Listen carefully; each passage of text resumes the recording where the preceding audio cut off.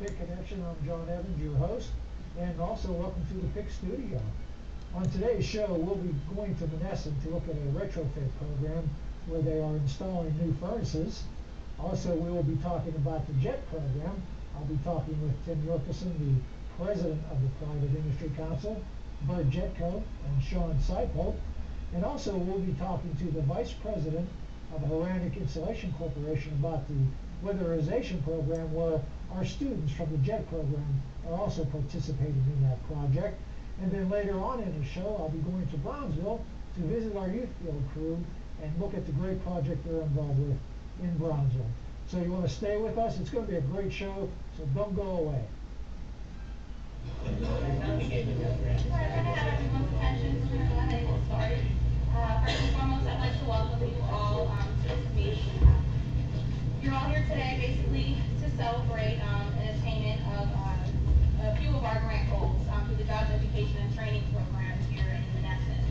The program was designed to target low-income residents in the area and to assist them with different soft skill training as well as green job training and certifications in order for them to acquire employment. So the entire goal of the program is employment. We have been here since, I want to say January. We started up in January. And the main thing that we want to brag about basically is our job placements. We have had 65 job placements since we started up in January, as well as a few other goals that we have met that I'm going to go through. We all have a social mission and obligation to these individuals, people in general. It's the reason why we're all here. It's the reason why we all come together. We all, in some ways, in some facet, work with individuals in some way. So with that being said, I'd like to thank all of you for your continued vested interest in these types of movements and issues. As far as employment goes, getting individuals back to work, getting them the training that they need. These are all things that keep the world moving. They're all things that are necessary in order for families to continue their existence. And I'd like to thank all of you for your continued efforts.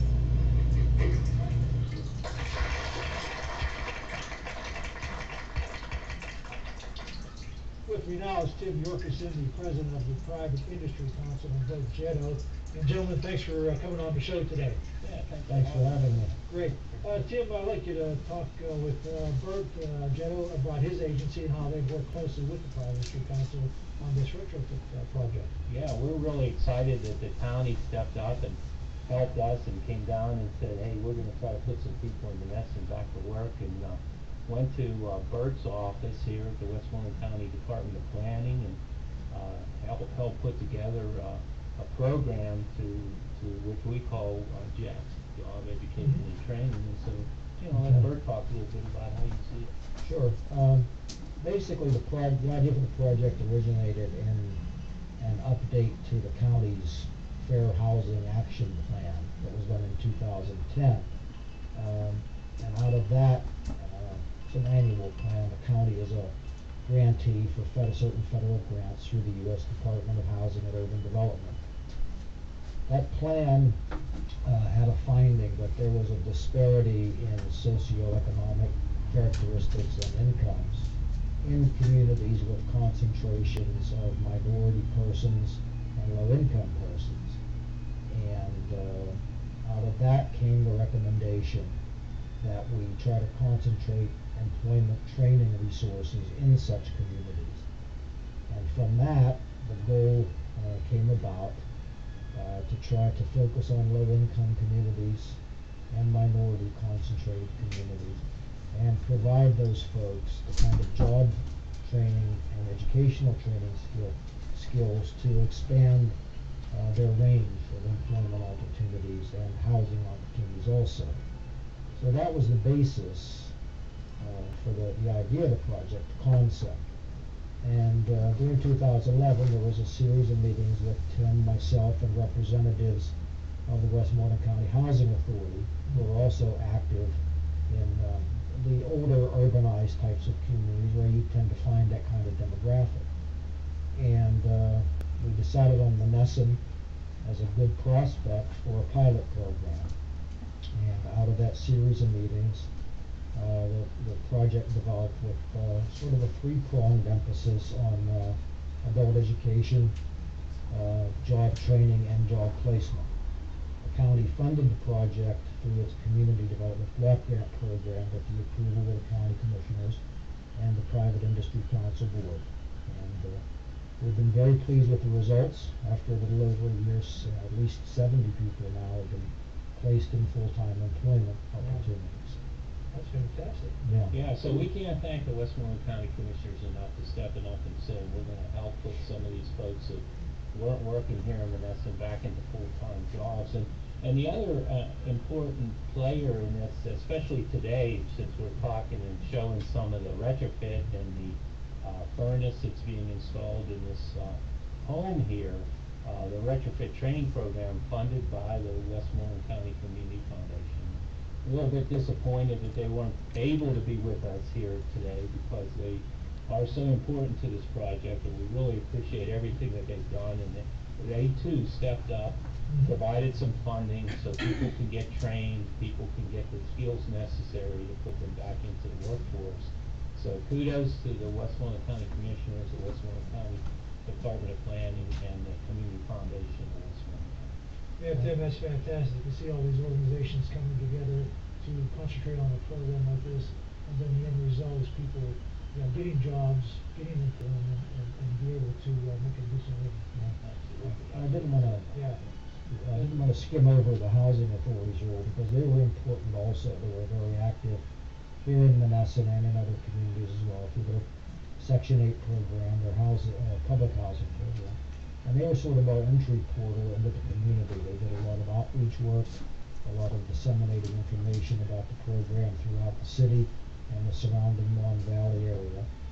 And I just wanted to also give them the recognition they deserve here because I don't know that they would have gotten off the ground without their staff's work. And that's so true, John. I think so many folks came together. When you look at this project, it isn't just one organization.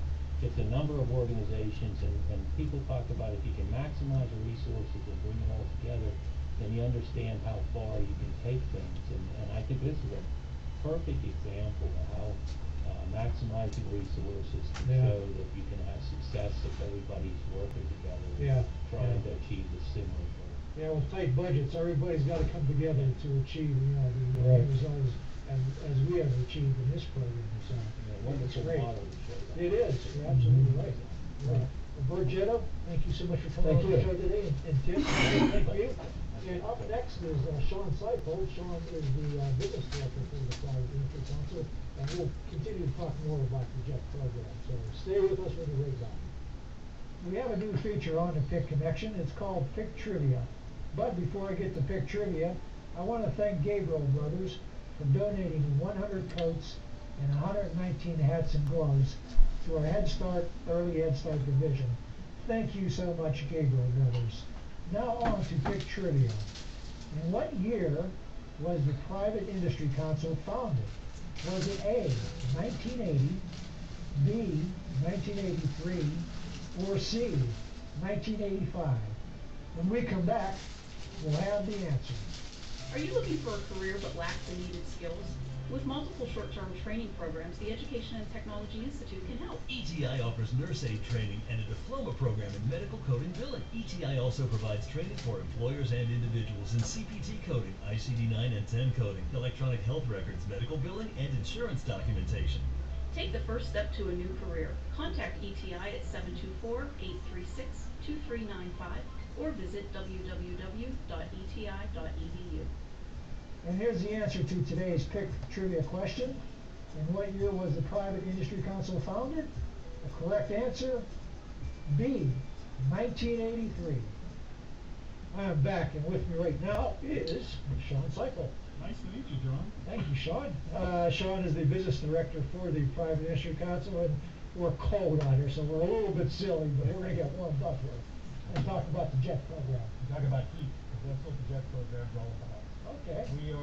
We put together programs that are involving energy classes, trainings in the community of Menneson. So we take folks that are looking for employment and put them through really short-term training programs in energy fields, from alternative energy to, in this case, building retrofit, where we're putting in insulation, furnaces, and also training them on how to do a home audit. And the home energy audit is really interesting, and I'm sure you'll get some footage of that later when there's a blower door test to find out exactly where the energy is leaking out of your house, how to fix it efficiently, and really save yourself a lot of money in terms of what your energy costs are every month.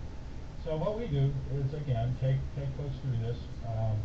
They'll be helping the trainers put the insulation in the attic. They'll be putting 2 furnaces into this house, and then figuring out wherever else they can seal up in a building envelope sort of situation, figure out how they can save the folks money. And then these folks, hopefully, we're able to place with different HVAC companies throughout the valley. We've had a really good working relationship with a couple of major companies in the Mon Valley, from World Kitchen, from Charleroi to Thermo Rock Industries and Louisville. Done a lot of hiring through us. Through some of the skill sets we're able to offer. A lot of the training we do involves OSHA training, which is what a lot of companies want coming in, because then they don't have to invest the time and money into the folks when they hire. So it gives somebody a little leg up when they're doing their applications. And we've had a really good success. Our goals here coming in at the beginning of the year were to train 100 folks and get 65 placements. We've been able to train right now around 130 people, and we have around 75 placements. So we've exceeded our goals in both categories. And really, as Tim mentioned earlier, a lot of that goes to the groups that helped come together to form this thing. It wasn't just the Private Industry Council. It was from the Westmoreland County Redevelopment Authority, Westmoreland County Housing Authority, and the Westmoreland Foundation. Mm-hmm. Yeah, a lot of organizations came together to do this. The end result, people are getting good paying jobs out of this program. Absolutely. And we've taken this model out of Fayette County, really moved it to Monessen. And anytime you can take something that sort of translates between different geographic areas and make it work in the areas, really works out. And we found folks willing to use their homes for this training purpose, because it's not easy to find somebody willing to tramp through their house for a few days to do this stuff. So as we found out earlier. Right, exactly. Again, you'll meet some of the folks that are in the training and really see what they're learning on a daily basis, and hopefully some of the folks watching at home can pick up some ideas from what's going on here. John, thanks for coming on the show today. It's a great program. Yes, it is, John, and thank you guys for coming out and videoing it and being able to put it on television so folks can see what we do and hopefully learn something from it or refer somebody to the program. Fantastic. We're going to go inside and see all the mechanical workings of this program, so stay with us. We'll be right back. Welcome back. Right now I'm going to go up these steps and meet Bruce Cable, Vice President of Horanic Installation, and we're going to talk about the project that they're doing on this house right now. Hey Bruce, how you doing? How you doing? Good to see you again. How you been? Fantastic. Thanks for coming on the show today. No problem. We want to talk about the insulation project you have going on this house. Okay. It's funny, last year we were across the street on that house over there. Sure. And it came out great from what I understand. Oh, without a doubt. We worked on that home too. Good. Well, that's we want to get like an update from last year, what you're doing now on this house. Okay. You're doing another insulation project on this home? Oh, definitely. We're insulating the attic, doing some sidewall-ish work. Just trying to make it more efficient. That's what this whole program is about, being more efficient, try and get you a good reduction on cost as far as heating and cooling go. And that's what we do. Okay. We do that through air infiltration work and insulation work. Okay. And this is in conjunction with the Private Industry Council's program we have. It's the JET program. There's going to be a crew coming here shortly. Correct. That's working on this, and they're being trained in the different processes of weatherization, so maybe later on they can get a career in this area. Oh, definitely. That's what the program's all about. Okay. We're always looking for people. There's a lot of weatherization organizations like us that everybody's always looking. Okay. Bruce, Horanic Installation's located in what area? We're in Uniontown, right outside of Uniontown in McClellantown, Pennsylvania. Not too far from here. We work all over the areas. I was going to say, you guys are all over the place. All over the place. Connellsville, we're Pittsburgh, Greene County, Washington, wherever you need us, we're willing to go. With me now is Mike Lavelle and Anna Fass, both instructors for the Private Industry Council. And I want to thank you both for coming on the show today.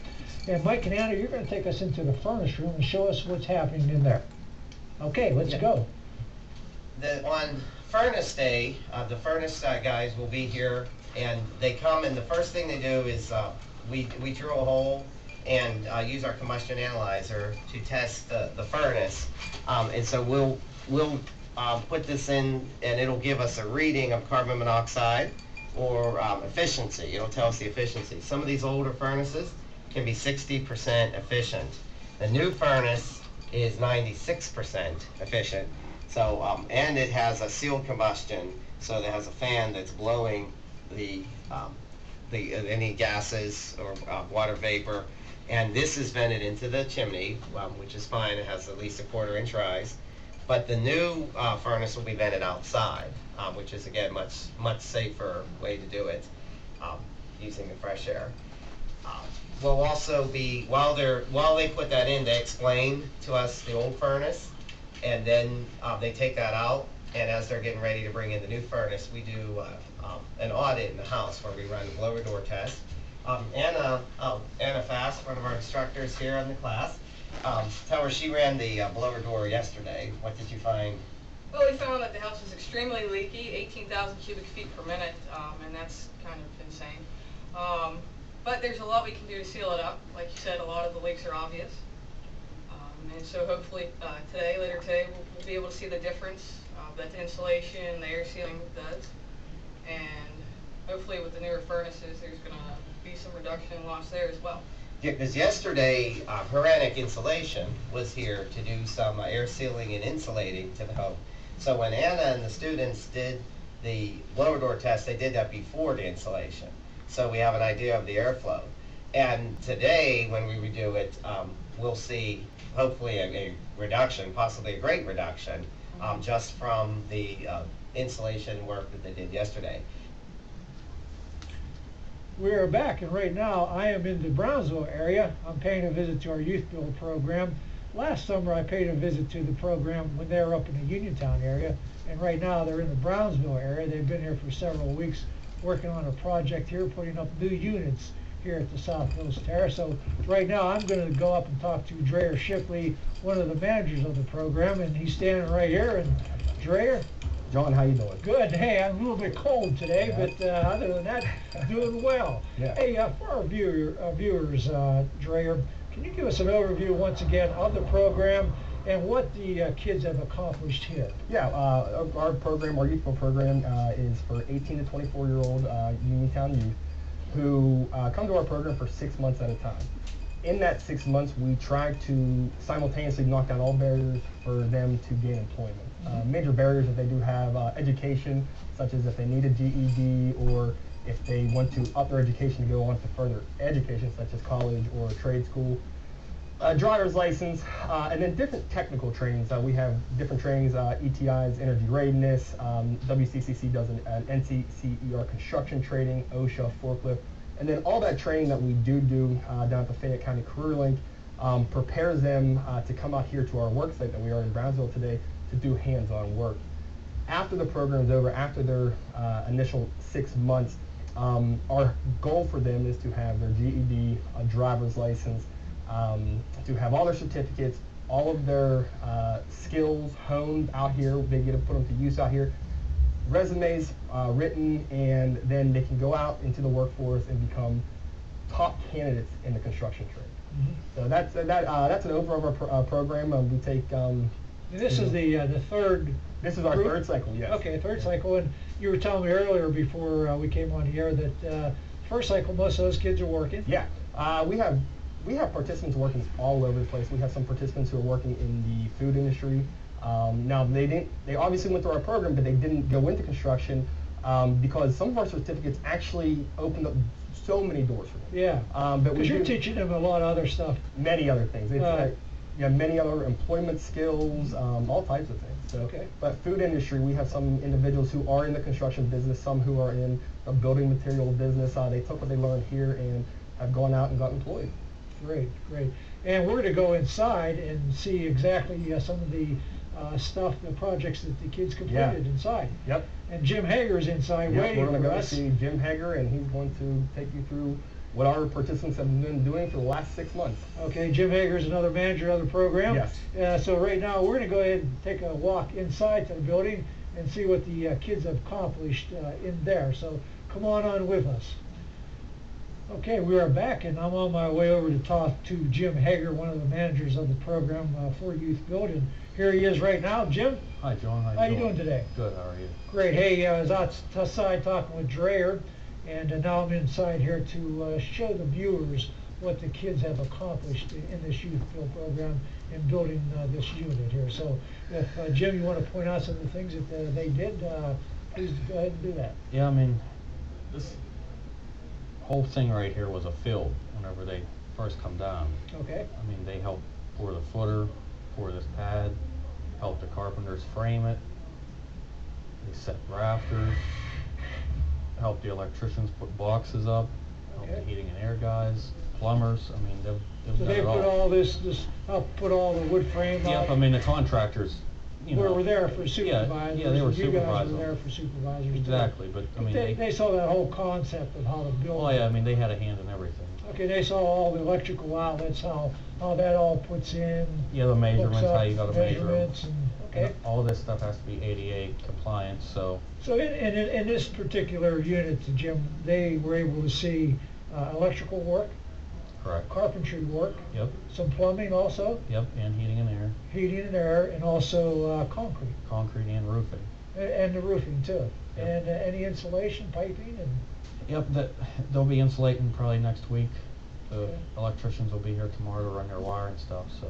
And Jim, I know you have a lot of experience in this background, but also they were able to hook up with people who have been in the trades for years and years, so they got a lot of valuable Oh, experience. very, very much so, yes. I Okay. mean, they may end up getting a job out of it too, so. Great, and that's what the goal of the program Yep, is. yep, that's. Now from here, Jim, what is going to be done further to complete the project? It goes till July, so. Okay. I mean, this will be a finished product probably end of May, beginning of June. Okay, so will they be here to put up like the drywall and all that? Drywall, insulation, counters, Everything, everything. the complete, so it'll be move-in ready when these kids are Yep, I done here. mean, even down to the landscaping and paving the driveway. Oh my goodness, that is great experience for these kids. They'll see it all. Okay, that's what we're looking for out of this program, and this is the third cycle, and the other Yep. two have been successful. And Jim, I appreciate you so much today. Hey, no problem. Showing us around here. Thanks for coming. And so we'll be right back. We're going to take a quick break, and right now I'm going to try to find a warm spot to go to. We'll be right back. All right, I am back. Going to wrap this up with Dreyer Shipley here on the Youth Build program here in Brownsville. Dreyer, I was inside with Jim Hager. What a wonderful project that is for those kids. They did a great job inside. Yeah, the kids do well, I Jim mean, does well. yeah, and they gained a lot of valuable experience with all the experienced carpenters and electricians, plumbers, and also Jim Hager, one of the managers with you in the Youth Build program. Dreyer, what I want to talk about now is eligibility requirements to get into the program, when your other classes, if you're going to have another class starting, when that's going to start, and a phone number where people can get a hold of you to see if their kids can come into the program. First we're out of the Fayette County Career Link down on 135 Wayland Smith Drive. You can always come down there to find out more information about our program. We are starting a new group of Youth Build participants are starting in February, the end of February. We are going to start February 25th. 25th. Yep, February 25th. Well, let me help you out on the phone number. It's 724-434-5627 is the Fayette County Career Link's number. And so it's going to be February 25th? 25th, okay. Yeah, February 25th we'll be starting our new group, and if you're 18 to 24 in Fayette County and you need a GED and want to get into the construction trade and want to learn these skills, now's the time to do it. Okay. You know, we are filling up fast, and You have to be from Fayette County, correct? Yes. Okay, all right. And it also, I noticed a young lady was in the program. Yeah. Two young ladies here, Yeah, actually. We currently have 2 females with our group, but you know, we take male, female, doesn't, you know, there's no discrimination here. They work almost better, most of the time better than most of the males. Okay. And one of the eligibility requirements, Dreher, is they have to have not have a high school Yeah, diploma? we do accept those individuals who dropped out of high school. That was one of our requirements for the program to help them get the GED. Okay. And how long is the cycle on this program? A cycle lasts 6 months. It lasts 6 months, and in the 6-month time, you know, 50% of it's in the classroom, 50% of it's out here. Okay. Hello, I'm John Evans, and welcome back to the PIC Connection. If you have questions or comments about today's show, please email me at jevans@privateindustrycouncil.com, and I will select a few messages to read on the next show. I did receive an email from our previous show. This email came from Jane, and Jane lives in Smithfield. Her question was, can a single parent participate in the SEEDS program? Yes, Jane, a single parent can participate in the program. And if you have any other questions about the program, please call 724-437-2590, extension 109 or extension 226. Starting with today's show, we have some new prizes we want to give away. But you have to email me a question or questions to get these prizes. We have some beautiful t-shirts and canvas handbags to give away. The t-shirts come in adult sizes and various colors, and there are 2 different styles of canvas handbags. Please include in your email your color selection and size of t-shirt or which style canvas handbag you would prefer. Thank you for watching today's show. We started in Menneson, where we looked at the retrofit program with J&J Mechanical and Horanic Insulation Corporation, and also to see how our JET program students helped in the weatherization project. Then we ventured down to Brownsville to check in on our youth build crew, where they are assisting in a housing project for the Housing Authority of Fayette County. I hope you enjoyed today's show. We'll see you next month on the PIC Connection.